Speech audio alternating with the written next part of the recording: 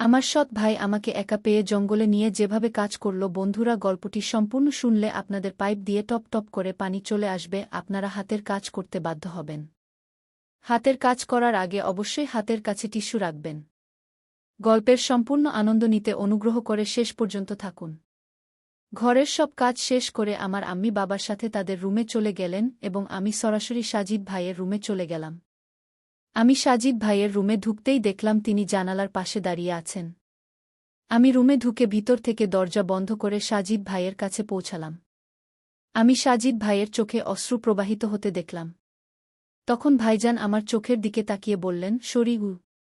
সম্ভবত তিনি ভিতরে ভিতরে খুব খারাপ অনুভব করছিলেন। তিনি যেন এমন অনুভূতির মধ্য দিয়ে না যান, তাই আমি এগিয়ে গিয়ে সাজিদ ভাইকে জড়িয়ে ধরি এবং ধীরে তার কানে বললাম, ভাইজান, এই বয়সে এমন ভুল প্রায় হয়ে যায়। কিছু যায় আসে না। যাই হোক, আমরা তো আসলে সত্যিকারের ভাইবোন নই। আমার এই কথা শুনে সাজিদ ভাই আমাকে অবাক হয়ে তাকালেন এবং বলতে লাগলেন, কিন্তু আমরা তো ভাইবোনই। আমাদের এটা ভুলে গেলে চলবে না। আমাদের সীমা মেনে চলা উচিত। তখন আমি তাকে টিটকারি দিয়ে বললাম, আচ্ছা জি, এখন বড় সীমার কথা মনে পড়ছে। তখন তো মনে পড়েনি যখন আমাকে গোসল করতে দেখছিলেন। তখন আপনার সীমা কোথায় গিয়েছিল? এরপর আমি সাজিদ ভাইকে বললাম, আমি কাউকে কিছু বলব না, এ নিয়ে চিন্তা করো না। আপনি আমার সব সময়ের বড় ভাইজানই থাকবেন এবং আমি সব সময় আপনার প্রিয় ছোট বোনই থাকব। তারপর আমি এক চোখ টিপে আমার ভাইজানকে বললাম, যাই হোক ভাইজান, একবার ট্রাই করতে তো কিছু যায় আসে না। আমি কাল সন্ধ্যায় আপনার জন্য অপেক্ষা করব। এই কথা আমি হাসতে হাসতে আমার সাজিদ ভাইকে বলেছিলাম। এতটা বলে আমি তার রুম থেকে বেরিয়ে এলাম। হ্যালো বন্ধুরা, স্বাগতম আপনাদের সবাইকে আমাদের আরও একটি রোমাঞ্চকর গল্পে। আশা করি আপনাদের এই গল্পটি খুব পছন্দ হবে। বন্ধুরা, আমার নাম রুবিয়া এবং আমার বয়স ১৯ বছর। আমি কেমিস্ট্রির খুব ভালো একটি ছাত্রী এবং কেমিস্ট্রি আমার সবচেয়ে প্রিয় সাবজেক্ট। আমার সাজিদ ভাইয়ের বয়স ২১ বছর এবং তিনিও আমার সাথে একই কলেজে পড়েন। আমি ফার্স্ট ইয়ারে পড়ছি। আমরা দুই ভাইবোন একই ইউনিভার্সিটিতে পড়ি।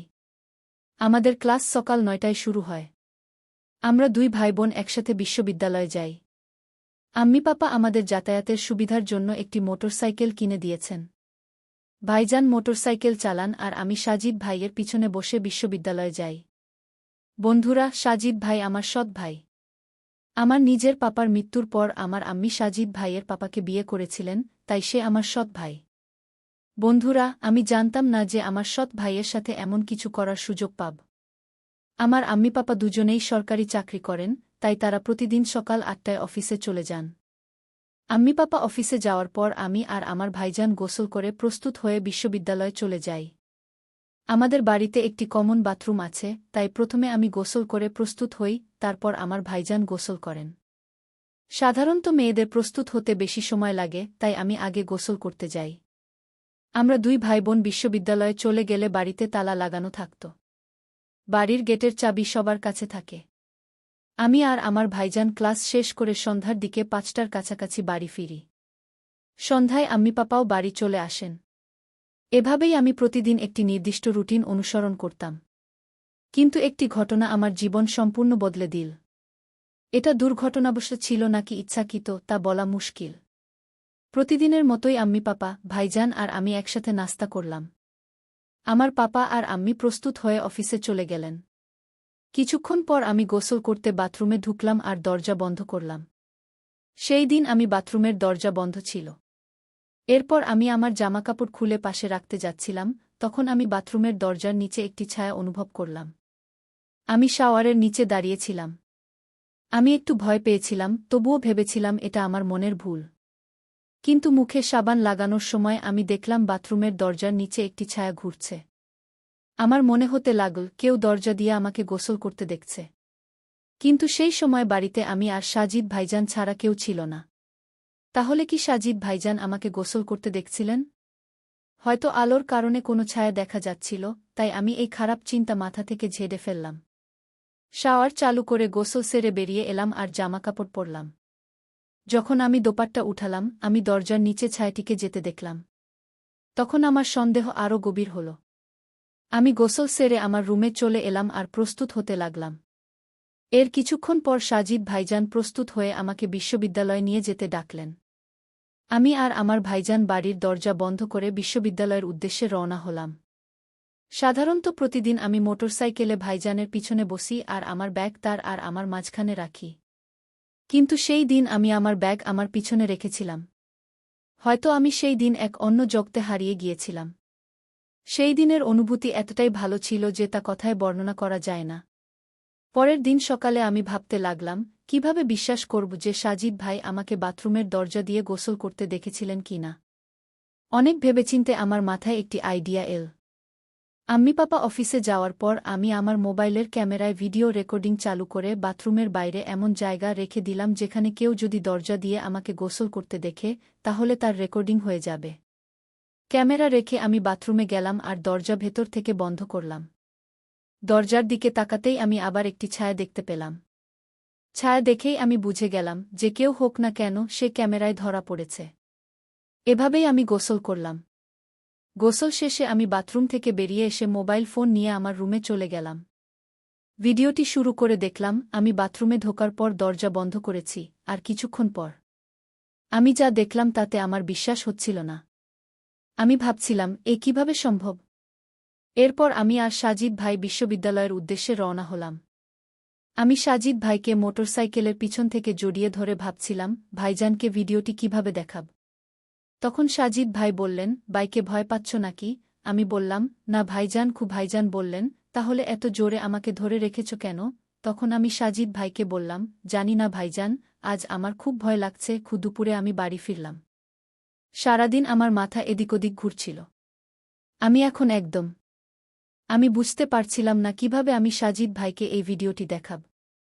রাত প্রায় 10টার দিকে আমি বিছানায় শুয়ে এপাশপাশ করছিলাম, আমার একদম ঘুম আসছিল না। তখন আমি আমার ভিডিওটি চালু করলাম এবং আবার দেখতে শুরু করলাম। হৃদয়ে অনেক সাহস করে আমি আমার ভিডিওটি সাজিদ ভাইয়ের মোবাইলে পাঠিয়ে দিলাম। প্রায় 15 মিনিট কেটে গেল, কিন্তু তিনি ভিডিওটি দেখেননি। আমি ভাবতে লাগলাম সাজিদ ভাই ভিডিওটি কেন দেখছেন না। আমি বারবার দেখতে লাগলাম, প্রায় 1 ঘন্টা কেটে গেল, কিন্তু সাজিদ ভাই এখনও ভিডিওটি দেখেননি। সাজিদ ভাই কি ঘুমিয়ে গেছেন নাকি, এই সব কথা আমার মাথায় আসছিল। এক রাত কেটে গেল, কিন্তু আমি কোনো উত্তর পেলাম না। আমি হতাশ হয়ে ঘুমিয়ে পড়লাম। পরের দিন ছিল রবিবার। রবিবার হওয়ায় আম্মি, পাপা, ভাই এবং আমি সবাই বাড়িতেই ছিলাম। আমরা সবাই একসাথে নাস্তা করলাম। নাস্তার সময় আমি সাজিদ ভাইয়ের মধ্যে কোনো পরিবর্তন দেখিনি, এর মানে ছিল সাজিদ ভাই এখনও ভিডিওটি দেখেননি। সকাল 10টায় আমি আমার রুমে বসেছিলাম, হঠাৎ আমার মোবাইলে একটি মেসেজ এল। আমি মোবাইল ফোন তুলে দেখলাম সাজিদ ভাই একটি মেসেজ পাঠিয়েছেন। ভাইজানের মেসেজ দেখে আমার হৃদস্পন্দন বেড়ে গেল। সাজিদ ভাই আমার ভিডিওটি দেখে ফেলেছেন। আমি সাজিদ ভাইয়ের মেসেজের উত্তর দিলাম এবং ভিডিওটি পাঠানোর সাথে সাথেই দেখা হয়ে গেল। আমি বুঝে গেলাম সাজিদ ভাই ভিডিওটি দেখেছেন। আমি কিছুক্ষণ অপেক্ষা করলাম, কিন্তু কোনো উত্তর পেলাম না। আমি আমার ভাইজানের উত্তরের অপেক্ষায় ছিলাম, কিন্তু দুপুর পর্যন্ত আমি কোনো উত্তর পেলাম না। দুপুরে আমরা সবাই একসাথে খেতে বসলাম, তখন সাজিদ ভাই চুপচাপ মাথা নিচু করে খাবার খাচ্ছিলেন। সাজিদ ভাই তার খাবার শেষ করে উঠে গেলেন এবং তার রুমে চলে গেলেন। আমি আম্মি পাপার সামনে সাজিদ ভাইকে বললাম, ভাইজান, আমি কিছুক্ষণ পরে তোমার রুমে আসব, আমার তোমার সাথে পড়াশোনার কিছু বিষয়ে আলোচনা করতে হবে। সাজিদ ভাই কিছু না বলে তার রুমে চলে গেলেন। সবাইজের খাবার শেষ হওয়ার পর আম্মি এবং আমি টেবিল থেকে সব কিছু পরিষ্কার করলাম। সব কাজ শেষ করে আমার আম্মি পাপা তাদের রুমে চলে গেলেন, আর আমি সরাসরি সাজিদ ভাইয়ের রুমে চলে গেলাম। আমি সাজিদ ভাইয়ের রুমে ঢুকতেই দেখলাম তিনি জানালার পাশে দাঁড়িয়ে আছেন। আমি রুমে ঢুকে দরজা ভেতর থেকে বন্ধ করে সাজিদ ভাইয়ের কাছে পৌঁছে গেলাম। আমি আমার ভাইজানের চোখে অশ্রু দেখতে পেলাম। তখন ভাইজান আমার চোখের দিকে তাকিয়ে বললেন, শরীর কি মনে হচ্ছিল তিনি ভেতরে ভেতরে খুব খারাপ বোধ করছিলেন। তিনি যেন এই ধরনের অনুভূতির মধ্য দিয়ে না যান, তাই আমি এগিয়ে গিয়ে তাকে জড়িয়ে ধরলাম এবং ধীরে ধীরে তার কানে বললাম, ভাইজান, এই বয়সে এই ধরনের ভুল প্রায় হয়ে থাকে। কোনো ব্যাপার না, আমরা তো আর সত্যিকারের ভাইবোন নই গি। আমার কথা শুনে সাজিদ ভাই খুব অবাক হয়ে আমার দিকে তাকালেন এবং বলতে লাগলেন, কিন্তু আমরা তো ভাইবোনই না। আমাদের এটা ভুলে গেলে চলবে না, দুজনকেই নিজের সীমার মধ্যে থাকতে হবে। তখন আমি তাকে টিটকারি দিয়ে বললাম, আচ্ছা জি, এখন বড় সীমার কথা মনে পড়ছে। তখন তো মনে পড়েনি যখন তুমি আমাকে গোসল করতে দেখছিলে। তখন তোমার সীমা কোথায় গিয়েছিল?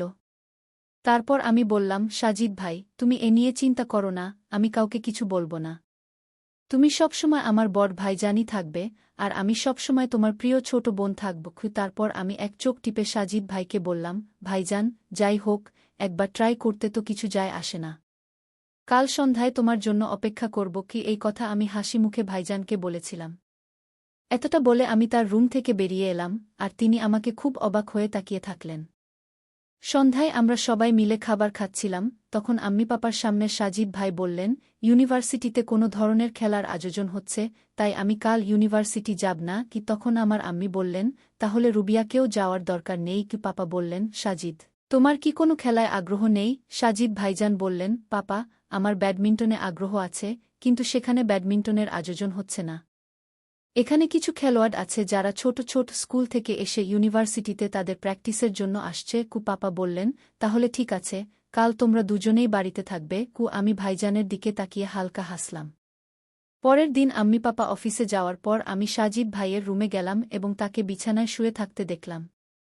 আমি বললাম, সাজিদ ভাই, তুমি আজ ক্লাসে যাওয়ার বদলে সারাদিন বাড়িতে থাকার প্ল্যান করেছ কেন? সারাদিন আমার সাথে এখানে কি করবে? তুমি কি কোনো প্ল্যান বানিয়ে রেখেছ? তখন সাজিদ ভাই বললেন, কাল তুমিই তো বলেছিলে, একবার ট্রাই করতে তো কিছু যায় আসে না। ভুলে গেছ নাকি? তাই আমি ঘরে থাকতে চেয়েছিলাম। তখন আমি হেসে আমার সাজিদ ভাইকে বললাম, ওহ ভাই, তুমি তো বড় স্মার্ট হয়ে গেছ। কাল তো তুমি বড় কুমিরের অস্ত্র ফেলছিলে, বড় মর্যাদার কথা বলছিলে। এমন কথা বলে আমি তাকে জ্বালাতে লাগলাম। তখন তিনি দৌড়ে আমার পিছনে ছুটলেন এবং আমাকে ধরে ফেললেন। বলতে লাগলেন, তুমি ঠিকই বলেছ ভাইয়া, আমরা তো কোনো খাঁটি ভাইবোন নই। যাই হোক, একবার চেষ্টা করলে কিছু যায় আসে না আগে। এমন কথা বলে সাজিদ ভাই আমাকে ধরে তার বেডরুমে নিয়ে গেলেন এবং তারপর সব মর্যাদা ত্যাগ করে তার ও আমার ইচ্ছা পূরণ করতে লাগলেন। তাই বন্ধুরা, আজকের গল্প এটাই ছিল। আপনি এই গল্প সম্পর্কে কি বলতে চান তা আমাদের কমেন্টে জানাবেন। ভিডিওটি ভালো লাগলে লাইক করুন, শেয়ার করুন এবং সাবস্ক্রাইব করুন। ধন্যবাদ।